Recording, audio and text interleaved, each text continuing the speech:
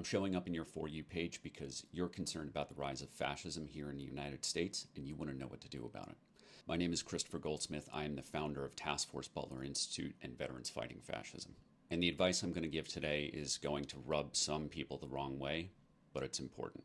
Today's topic is about saving your ammo and making demands of your allies. I'm going to show you a message, a DM that I got recently, and it represents a lot of comments that I've received since I've started using this platform to talk about the threat of fascism here in the United States, and again, telling people what we can do about it. Now I'm going to show it on screen very briefly. If you want, you can pause the video to read it, and then I'll show you my response. So here this person reached out to me because they saw my videos about fighting fascism, and they are questioning my stance on another issue, and this contains words that I think the algorithm doesn't like, so I'm not going to say them out loud, and I've crossed them out here. But you can see what it's about. And here is my response. Now, for those who are interested in my stance on this issue, you can go and you can Google my testimony, 2008 Winter Soldier Chris Goldsmith, and you'll see where I stand on this. And the reason that I'm making this video today is I want to encourage people not to do this.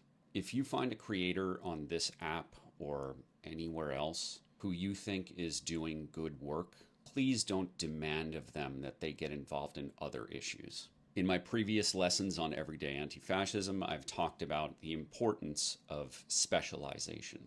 I specialize in training veterans to conduct open source intelligence research into domestic extremists, literal neo-Yazis. And because I am the front person for this organization and I do this out in the open, I and my family have received communications from these folks about how they would like to do me and my family harm. Shortly before Christmas in 2022, a neo-Yazi drove to my mother's house and hand-delivered a threat. It was a Christmas-themed bag with her first name on it. There was a book inside this bag, and on the cover was a picture of Mustache Man. On the back of the book was a sticker that said FBI plus Antifa cooperation. The message was very clear that it was to target me. By the way, my last name is Goldsmith, and a lot of people make assumptions about my background because the name Goldsmith has been stereotyped, which has made me more of a target. And the book itself that this neo-Yazi gifted to us was called The White Dolphin. It was a children's book. It was a book about a mother who gets disappeared because of her political activism. The message that this neo-Yazi was sending to me, my mother, my family, was very clear. Now, this neo-Yazi felt that what he was doing was within the bounds of the law. And he fully understands that my job is open source intelligence research and getting people in trouble for committing hate crimes. But this particular person felt very emboldened because they were smart enough to be dangerous, but too stupid to realize that they were going to suffer repercussions. It took a year and a half to see this person convicted. I am very lucky. I enter this with a lot of privilege for who I am. I'm a bald, bearded, tattooed combat vet, right? And because I've been doing this work out in the open, I have allies in powerful places, I guess is the best way to say it. And I was able to get a legal team to work with me pro bono. We worked for a year and a half to secure a conviction for a hate crime against this guy. But in the meantime, it cost me personally about $30,000 in additional security for my family and in flights back and forth to the area where this event occurred. I had to take, I don't know how many days off of work to fly and sit in a courtroom. And over the course of this year and a half, this man felt so confident that he was going to get away with this scot-free, even though he was charged with a felony hate crime. And I had video of him doing it, and he openly admitted it. He continued to brag about it and harass me and my family online. Now, when I got involved in this work, I knew that I was putting my family at some risk. And I definitely knew that I was putting myself at some risk. But the acceleration of threats that I have faced and that my family have faced actually took me by surprise. And the amount of effort and money that it took, even with pro bono lawyers working on my behalf, was far, far, far more than I ever expected to have to pay. The reason why I am doing this video talking about allyship and saving your ammo is because I want to encourage people to recognize that creators like myself on this app and elsewhere on the internet, we have real lives. And for those of us who've opted to be so vocal in their opposition, not just to the incoming fascists that'll be in the White House, but also to the worst of the worst neo-Yazis who are violent, who are vile, and will not hesitate to go after your family for what you do, I really don't appreciate when people try to test my ideological purity. I don't speak out on this issue because I've faced trauma related to war.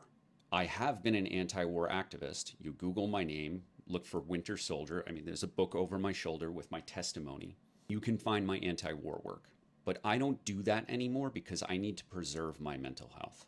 And I understand that there are certain triggers for me that send me into a downward spiral.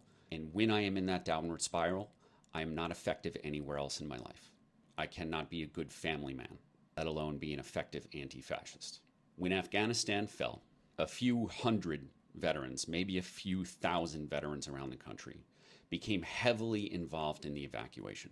And out of all of the things that I've done in my life, and I was only involved in that for a very brief period, helping to build a coalition of allied organizations from the veteran world who don't in any way do refugee work like I was doing at the time, and bringing them to the table from like far right people that I normally wouldn't associate to far left groups and everything nonpartisan in between.